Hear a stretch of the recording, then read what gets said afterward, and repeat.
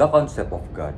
From the word concepto, na ang ibig sabihin, ano ba yung pagkakakilanlan o pagkakaalam natin sa Diyos? Upon studying, we must consider four things: the logic of a concept of God, the false concept of God, the true concept of God, and the definition of God. And we must first study the logic of a concept of God. The fact of the existence of God is a first truth.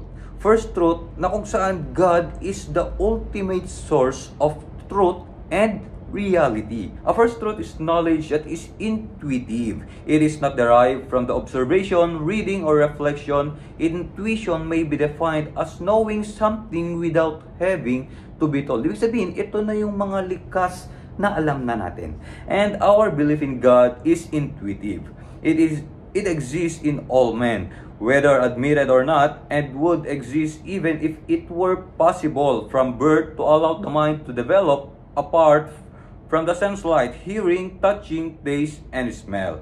And the knowledge of God is the unique feature of man, who is a spiritual being possessing God consciousness. Kaya nga, dapat lagi tayong mag-ingat, maging aware, dahil pwedeng magkaroon din tayo ng possession ng consciousness, the knowledge of consciousness. Letter A, universal, because all men manifest a belief in some God. Man has a religious nature, na kung saan ang tao ay religyoso, ngunit ay kung sino-sino yung wino-worship, kung sino ang tingin nilang Diyos ay wino-worship, na kung saan ay iba-iba yung kanilang wino-worship. Also necessary because the mind of man is compelled or pinilit by its very nature to a recognition of God. And letter C, prime, because such knowledge cannot be broken down into other basic forms or needs to be proved by other facts. Ito yung consciousness natin na kung saan paano ba ito nagawa?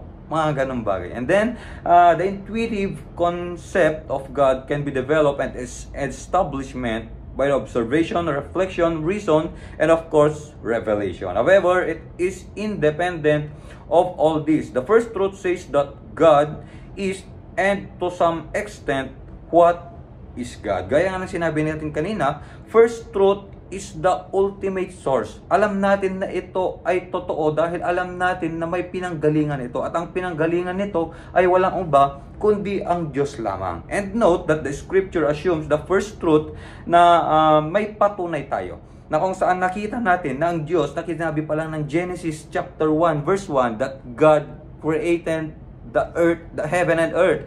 And makikita natin na ito ay nagpapatunay sa pamamagitan ng intuition, na kung saan sa pamamagitan ng pananampalataya natin na sinabi ng Diyos, sinabi ng salita ng Diyos, alam natin na kung saan ito nagmula, alam natin na ito yung totoo. Amen? Kaya nga napakahalaga that we must to understand the logic of a concept of God. Number 2, the false concept of God. Belief in the existence of God as a higher power is natural and normal. However, it is from this point that man's understanding of God diverges greatly. Ibig sabihin na kung saan dahil ang isang tao ay magkakaibang pag-iisip at doon nagkakagulo, na kung saan nagre-result ito ng mga false concepts. Some of other concepts are like the atheism. The atheism is unnatural and abnormal because it is a denial of the existence of God. Na kung saan hindi sila naniniwala sa Diyos. It is in most cases, this reality of fake assertion and a part of people. Atheism manifests itself in three ways. A practical atheism. Atheism that for various reasons many people have chosen to disregard. Ibig sabihin, yung parang hayaan na lang, baliwalain na lang ang salitang Diyos, o pag naralaman nila, napapakinggan nila ang God. And number 2, virtual atheism. People have adopted various philosophies and which requires no belief in God. Hindi sila naniniwala sa Diyos. And number 3, dogmatic atheism. Some people openly boast their denial of God's existence. And letter B, the agnosticism.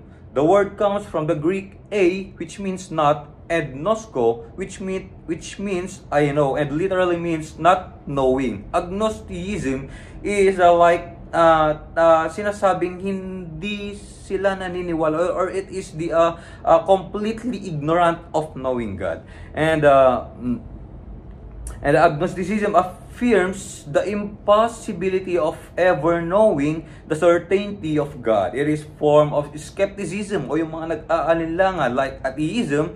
This too is unnatural and abnormal. And letter C, the deism. Deism born out of the 18th century Enlightenment or Age of Reason. Deism believes that God exists, but not as a personal God. It holds that God is present in His creation only in His power, not in His being nature. Deism denies the need for a special revelation, holding that man's reason is sufficient to know that there is a higher being. It is the absentee God theory. It sees God as some invisible clockmaker who would up the universe, then left it for man to run.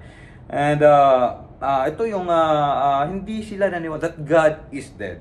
And many of the early humanists were in fact deities. And 20th century humanism places man in the center of the universe.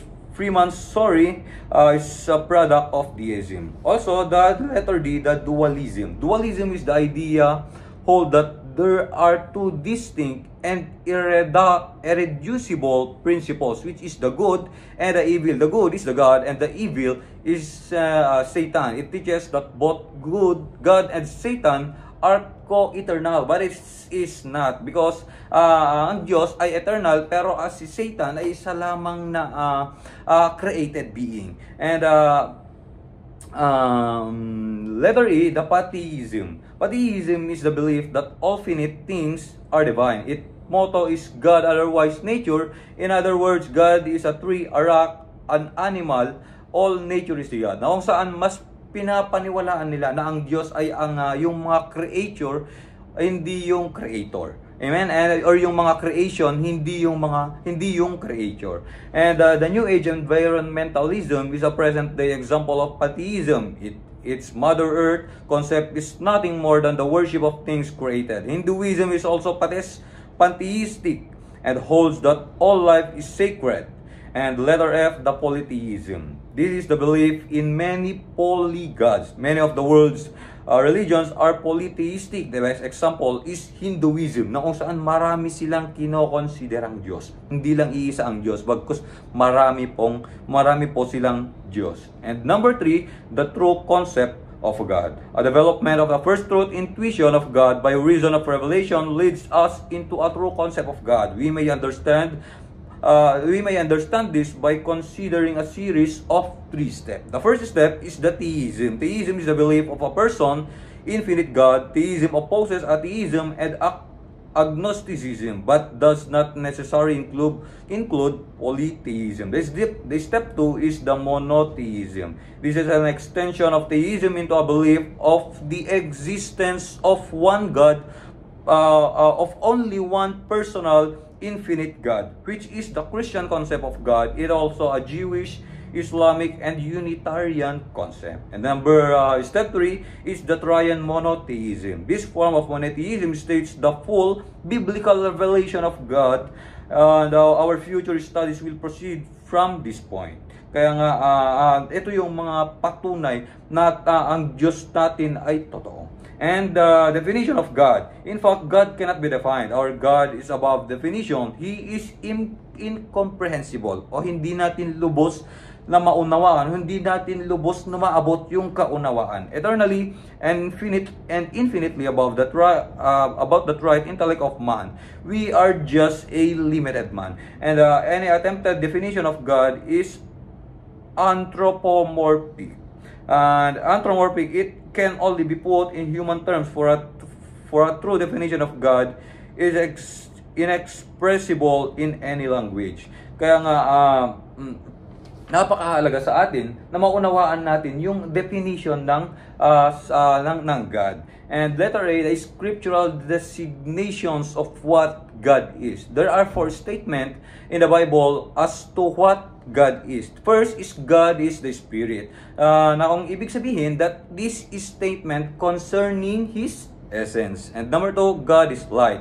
Since light since light is the opposite of darkness, then this statement is of His holiness. This is a statement of His holiness. And number 3, God is love. God is love. Kung saan makikita natin when for God so loved the world, what God commanded is love. God is love. And number 4, God is a consuming fire, and a fire is symbolic of judgment. This is a statement of the righteousness of and justice of God. So it is also speaks of His jealousy. Kaya nga lagi natin katatandaan na ang Diyos natin ay jealous. Kaya nga dapat siya lang dapat ang sinasamba po natin. And letter B, theological designations of God.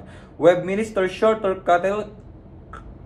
Catechism, Presbyterian, God is a spirit, infinite, eternal, and unchangeable in His being. Wisdom, power, holiness, justice, goodness, and truth. And number 2, A.H. Strong, Baptist. God is the infinite and perfect spirit in whom all things have their source, support, and